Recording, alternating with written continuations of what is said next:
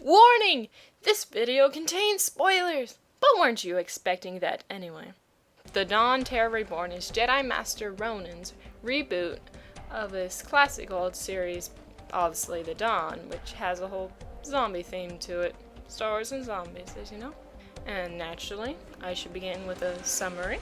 It begins on the Republic cruiser Revelator. Two clones are talking, and they are then told to check on Captain Drags.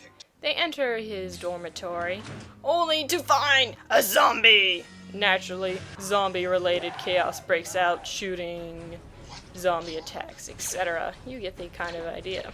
The ship has been set to self-destruct within a few minutes, and the twi'lek doctor is considering what to do when the zombies burst into the control room.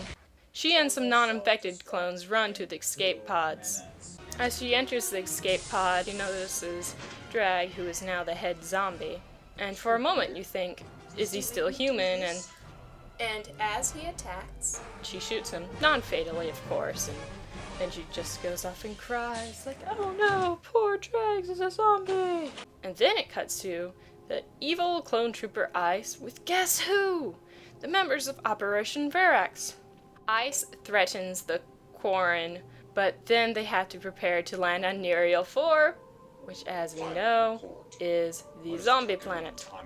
The part of this episode that stood out to me is the crying doctor in the escape pod. You're like, oh, it's so sentimental, and the music is edited properly without being over the top.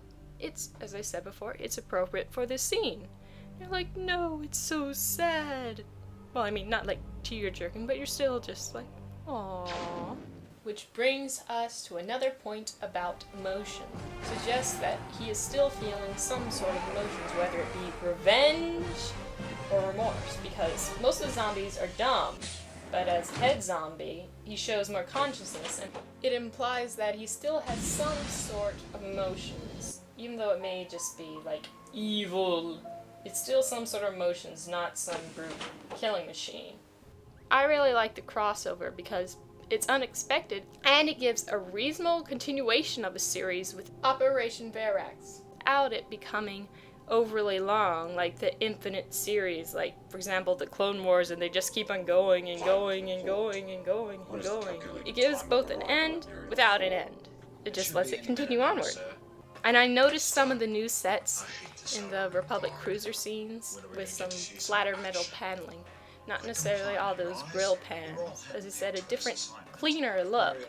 But the occasional grill pans and, of course, VHS tapes just remind me of JMR's work.